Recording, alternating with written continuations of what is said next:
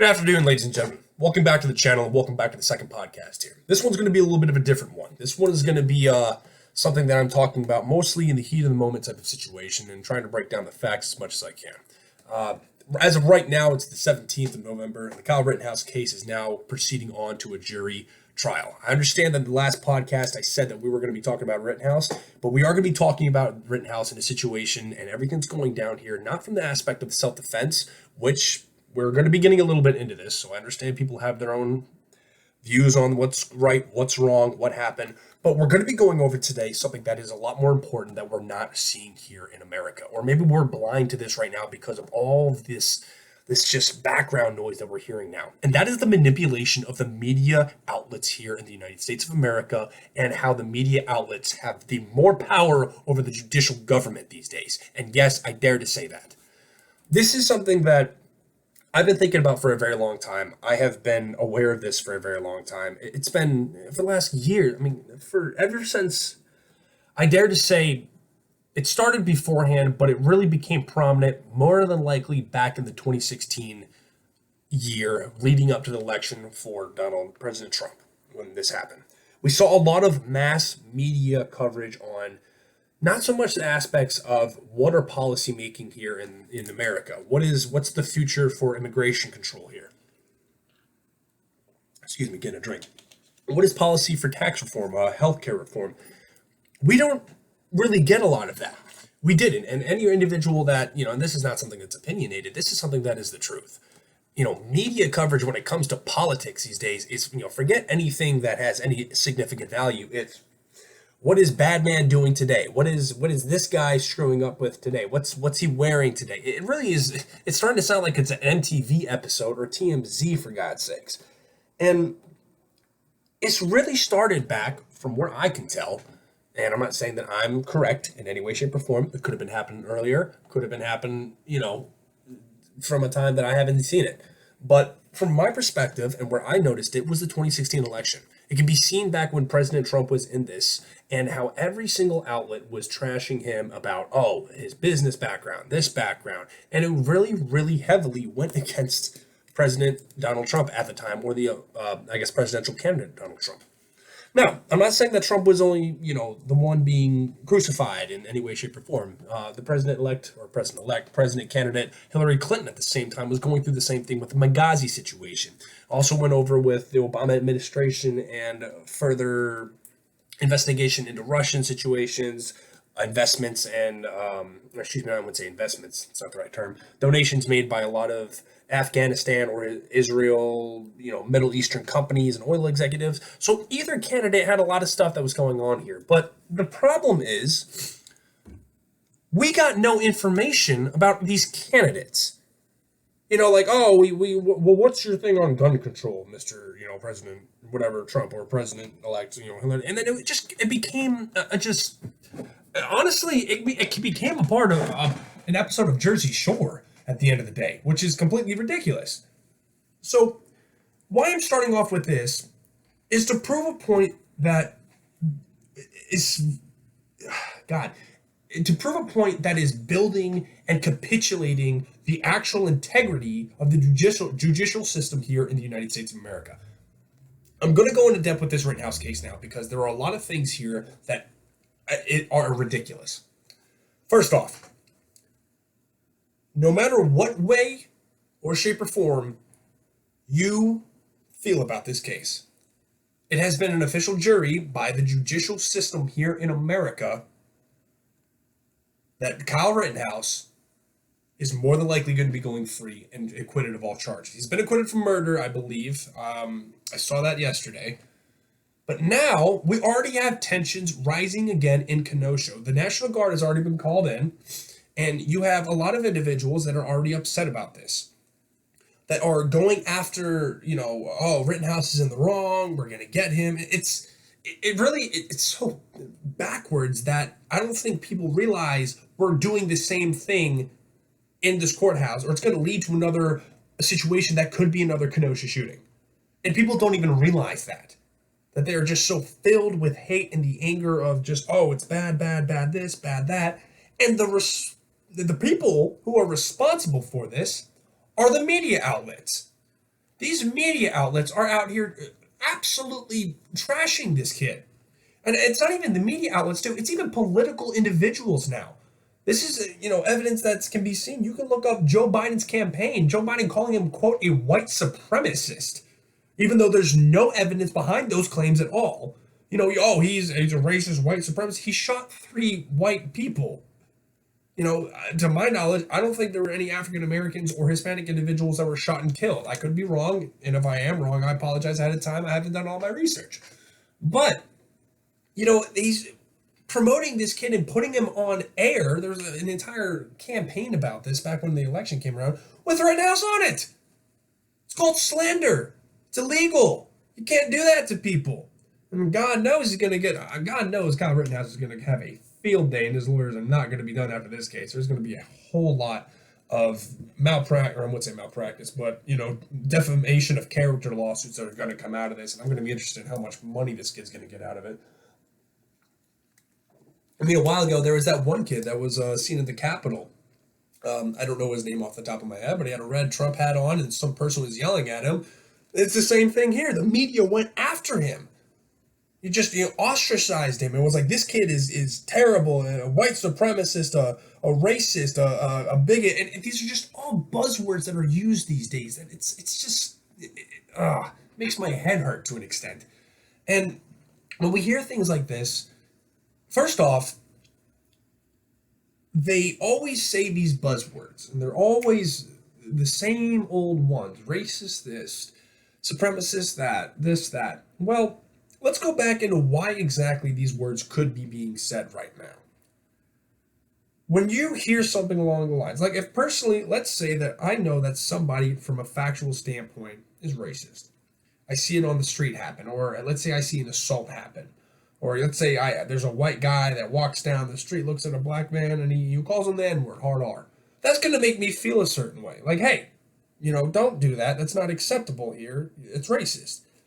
I'm feeling some type of emotion or some type of way that is being evoked from that person's actions. Now, the question I have for individuals is, do you think that this isn't the same principle and theory that's applied when going over news stuff these days? They're trying to evoke an emotion out of the individual and the listener or the reader or the viewer, because the emotions is what get people hooked on these things. And at the end of the day, these media outlets don't give a damn about the facts or anything that would go against their agenda. What they care about is the things that are going to trigger someone on to say, oh, this is definitely true, this is definitely wrong, yada yada, to get a viewer count to go up. Because the newscasting and the news networks here in America are paid by advertisements. Every time that you see CNN, there's reasons why there's advertisements in all of them. Because they have a certain amount of time for any person to buy a slot and advertise their product, their service, whatever the hell it might be, in their program. That's how they make the core of their money. They don't give a damn about what the truth of the situation is. Do you think CNN is going to come out of their way and say, yes, President Donald Trump did a great thing? Or do you think Fox News is going to say, oh, nope, Benghazi was completely in Hillary Clinton's right mind. It was fine. She didn't do anything wrong. Neither organization is going to do that. And I'm trying to say this from a standpoint that is not trying to, demonize the Democratic Party or the Republican Party or the left or the right. I'm trying to take a point to open people's minds no matter what political side you're on. We're being used here in America. We're being used for views. We're being used for money. We're being used for so many things. And it's getting to a point now where it's becoming dangerous.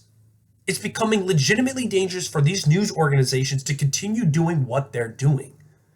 If we have, now I'm going to go, this Rittenhouse case, we have witness statements, video proof, ballistic evidence. We have prosecution statements, witness statements that all conclude that Kyle Rittenhouse acted in self-defense. We even have the person who was going after Rittenhouse admitted in the court of law, in the judiciary system of America, that he indeed pulled out a firearm, drove a firearm, pointed it in the direction of Kyle Rittenhouse, and fired a shot off. He has just gone out of his way to prosecute himself in attempted murder. But the media aspect of this is now taking this and spinning it to the agenda that they want. That is absolutely absurd. It is. I mean, it begs the question that what is the judiciary system even for in America anymore if media outlets can twist these things to whatever they want, push it down our throats, and it becomes reality. It's not truth, but is the reality of what we deal with. And the biggest thing here that I like to, I guess we're going to go over a couple of this Rittenhouse situation now, because there's certain things of it that I just don't understand.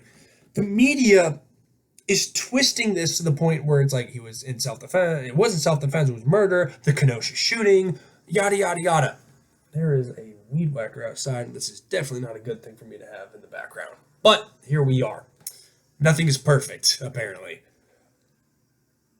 I don't even know if you guys can hear. I really hope you can't hear that, but it seems like it's just going to continue to get louder and louder. But anyway, point is this.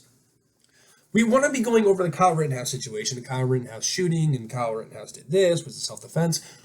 But we're not even addressing the biggest problem that we're seeing here. Why did this even happen in the first place? Why were we allowed to spiral so much out of control that an entire city was burning? That people were being shot on the streets, cops weren't doing anything, and people were allowed to not protest, riot. Riot and burn a city to the ground, to the point where individuals like Kyle Rittenhouse that were just civilians had to come in and step in to do the job that police officers were doing. And you can look it up on all the evidence right now. I was watching, some program last night that was going over this. There's actual photo evidence of cops with riot gear ready to move in, just standing there watching an entire car lot get burned to the ground. So now we're acknowledging that the government didn't do its job, the police didn't do its job, everything was burning, everything's on fire, everything's going to shit. Who changes this at this situation? If the police aren't going to do it, the military won't do it, the government won't do it, then who else is there left to do it? The American civilian. The person who owns a shop downtown that's worked their ass off for this. An individual that has invested everything in their life savings and doesn't want to lose it all. An individual that knows a family friend of this. Do people want to be going out on these streets and shooting and killing individuals? I'd assume not. I sure as hell don't want to. I don't want to wake up every morning and worry about getting shot by any chance. But now, if the people we elect to office don't do their jobs, what other option do we have to take the responsibility and the roles that they won't fulfill? And I'm not saying we need to throw these people out of office by force and yada, yada, yada. Absolutely no way, shape, or form am I inciting any type of violence. But what I am trying to drive home is the fact that this situation should have never happened. There should have never been a situation where people are rioting on the streets, throwing bricks through windows, bashing people up, assaulting and almost harming individuals. Why have we even gotten to this point in the first place? Who allowed it to get to that point? And yet, the media here won't go over that. They're going to go over the things that push the agenda. Rittenhouse and people are dead and the shooting and this and that and the white supremacist. It is all buzzwords that are meant to cloud everything except cloud all of the truth. Cloud all of it. And that's the core thing that they do in America. And that is disgusting. It is absolutely disgusting, ridiculous, and every single one of these newscasters that does this needs to be held responsible. Because your words have value and your words have God, I'm drawing a blank right now. Your words make a difference. Your words make a significant impact in people's lives. You have thousands on thousands on thousands, if not millions of viewers that view your program. And you have the audacity to sit on your quote-unquote high horse and tell them, oh, Rittenhouse was this, Rittenhouse was that, knowing damn well that he wasn't. That right there is dangerous. And the thing is, here's the big question I have. What authority does a news program have to make the executive, or I wouldn't say executive, but to make judiciary choices over anybody's life? The answer is none. The only thing they have is an audience, and they use that audience to bully individuals into doing what they want. Best example of this right now is I'm going to read a quote for quote from somebody on the Young Turks. The male individual Sent Sink Ugair. I'm probably butchering that completely terribly, but I'm giving it my best shot. Quote. Tweet that was posted on 10:05 p.m. November 11th, 2021 on Twitter news web application. For all the Kyle Rittenhouse supporters, I support you guys are cool with Antifa and or black militants coming to every right-wing protest heavily armed. And if one of you provokes them, well, self-defense and all that. I'm against it, but are you guys cool with that? Are you out of your fucking mind? And I'm pardon the language and pardon the French, but are you out of your mind? That tweet right there is provoking and causing damage to everyone here in America. It really is. And I don't understand how you can think to say that and think that you are in the right to say this. You're endorsing violence. You are legitimately endorsing that, oh, we're going to go to this, and that, and all these different things. And to say at the very end, here's the thing that really drives it home and grinds my gears, is the fact that I'm against it, but you guys are cool with it. No, you're not against it. Because if you were against it to begin with, you wouldn't have said what you just said. You're inciting violence, and you're giving the ideas now to these other groups that, hey, maybe we should do this. Maybe we should start bringing guns and armor and all this to all of our riots and showing up at all of their protests and shooting all of the people there. Are you kidding me? So much for this whole peace and tranquility and unification that your other side likes to preach, apparently. Because it's not. You're nothing but a bully.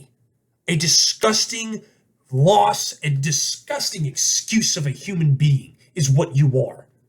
And it's disgraceful to think that you have the audacity to get on Twitter on your high horse and say things like this. Because God forbid if it was flipped around. Let's say Tucker Carlson went out and said something like this, or Sean Hannity, or Greg Gutfield, or anybody on the Republic, or Ben Shapiro, or Louder with Crowder. Let's say Louder with Crowder said, okay, we're going to start arming ourselves and acting in quote-unquote self-defense from here on out. There would be I'm pretty sure there would be a riot in this country that would, half this country would just fucking implode at this point. It would implode in fire. They would be absolutely pissed about it. But when it comes from the other side of the spectrum, we're fine with it. There is no repercussion that will come from that tweet. But in the future, the damage has already been done. So why are we allowing this? And not to mention, this is on Twitter, out of all places. Twitter that is controlled forever, like I said, not opinionated. It is the truth. Twitter and Facebook, they are mostly a left, whatever, I wouldn't say far left, but a left-wing type of organization. People get shadow banned. They get, banned indirectly. They get their posts taken down when some people are just trying to preach a little bit of equality, but yet they're on the right side, so we don't allow that stuff. We can't have that idea of it anymore. But yet, when this stuff like this happens, it's okay. It's allowed. And it's the manipulation of the media these days, and how it's, you might be asking, like, okay, TV productions, what do you want then? What do you want? You're complaining about all of this. You're saying all these things, what do you want? What I want is that both sides of the spectrum are held accountable at the same levels. That's all I want. I don't want one person to be targeted more than over another one. I don't want another individual to be, their families to be harassed or targeted from either side of the spectrum. What I want is responsibility and accountability to be held for each individual and the actions and words they say. That's all it is. And at the end of the day, if you are in the wrong and you have made a mistake, such as the one that this guy has made, because this is a huge mistake on behalf of Young Turks and everybody else, if you say something like this, own up and say you're sorry. Admit you were in the wrong. Admit that, maybe just admit it. Admit that, oh, I was really mad at the situation and I wasn't thinking clearly and I made a tweet out of anger.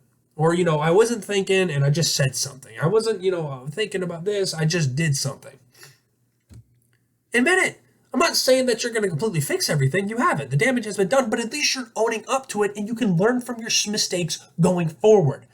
It is 2021, and this has started back in 2015 and 2016, going damn near on 5, 6, 7 years, and we still haven't learned from these mistakes yet.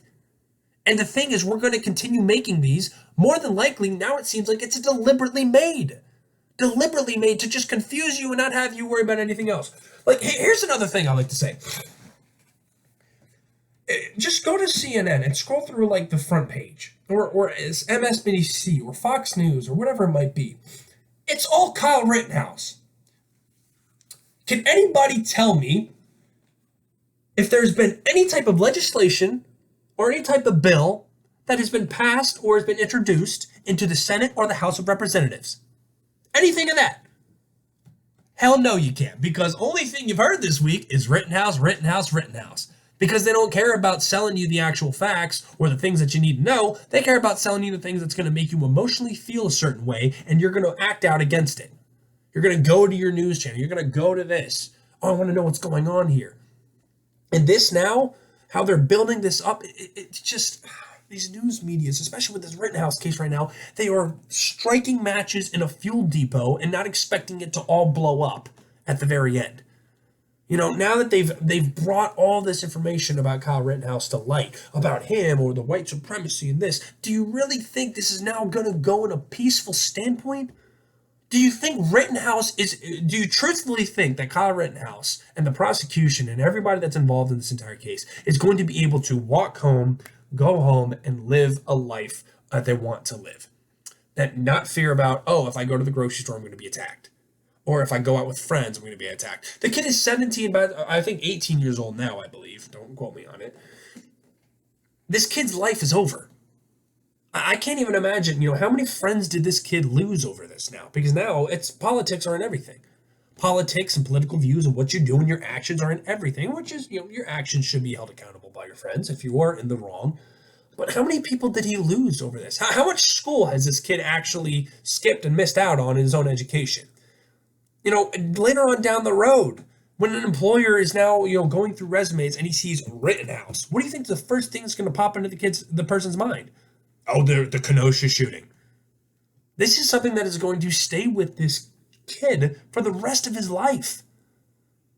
There's no way that this is ever going to go away because the damage has already been done.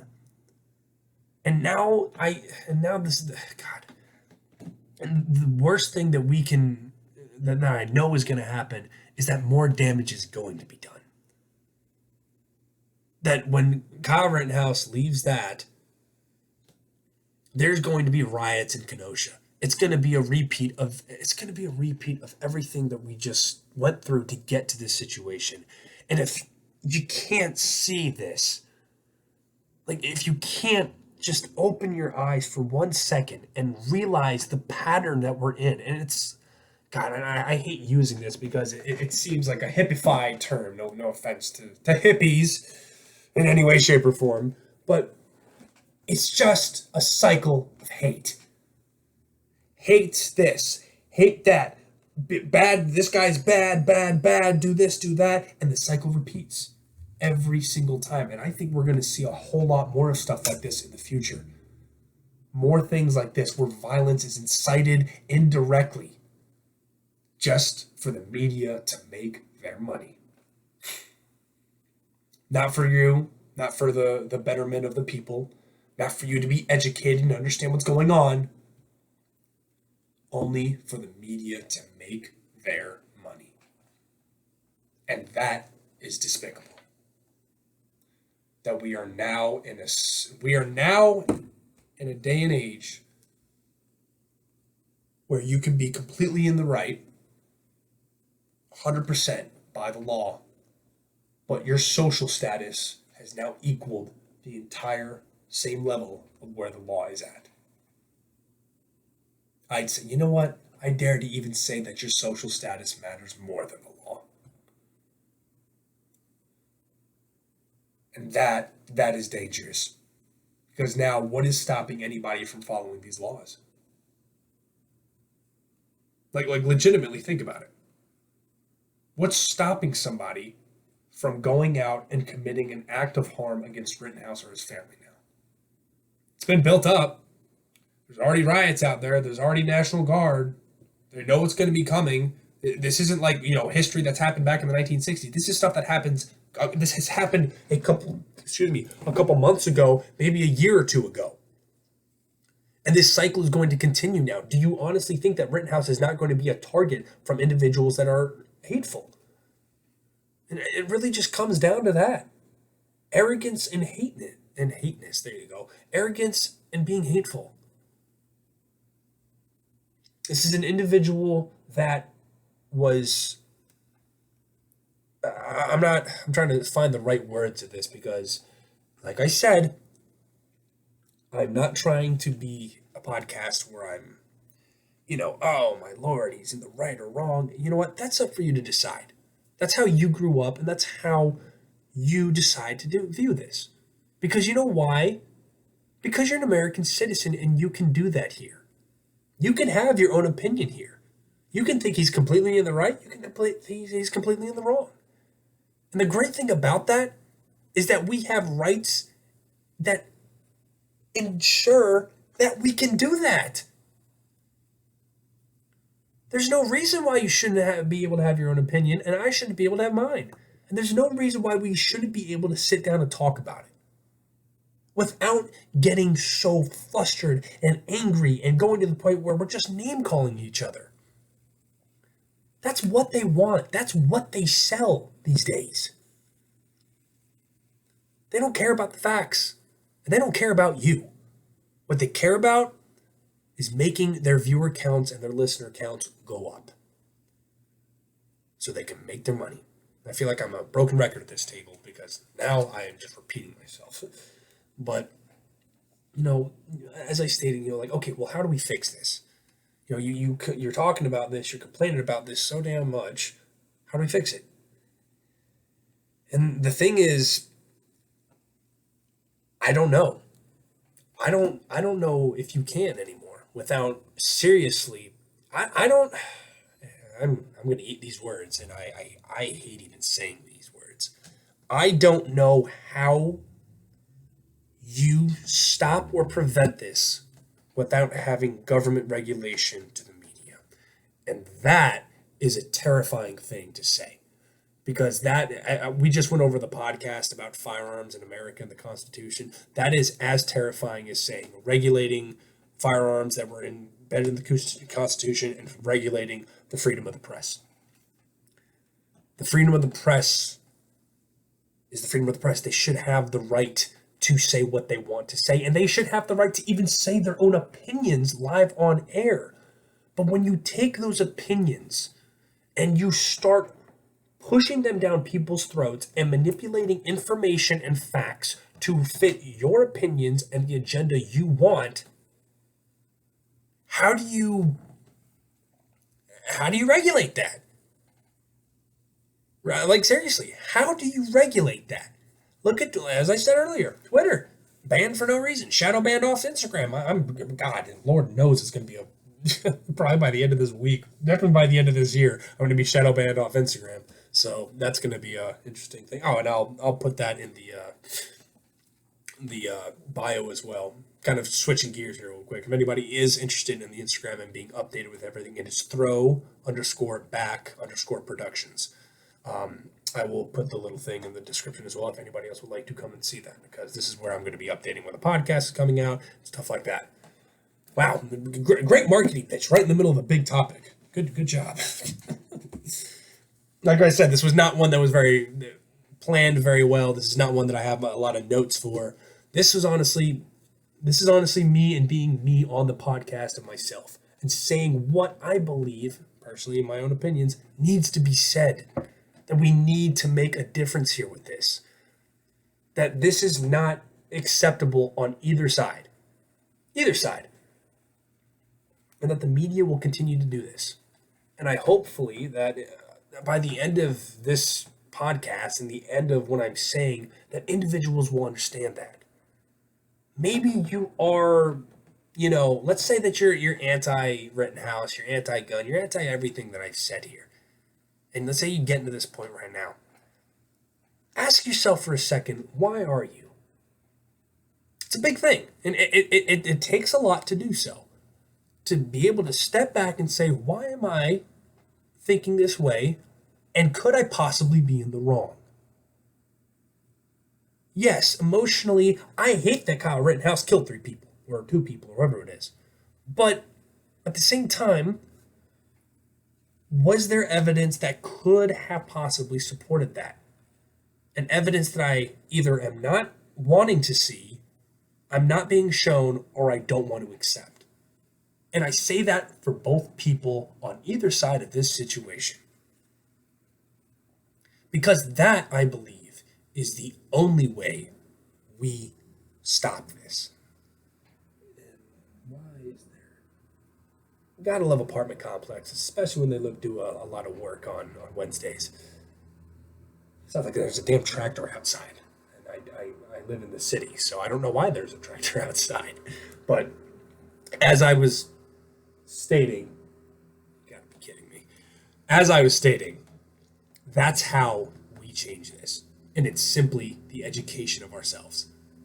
Educating ourselves in, educating ourselves in a little bit of sympathy at times, which is a very weird thing to say. Educating ourselves on being open to emotions of other people. I'm sounding like I'm probably rolling a joint in front of my desk right now. I promise you I'm not. But it is truthful. Educating ourselves to the point of, you know what, I might be wrong. Educating ourselves to own up to our flaws, own up to our failures, and say, you know what, I was wrong, I apologize.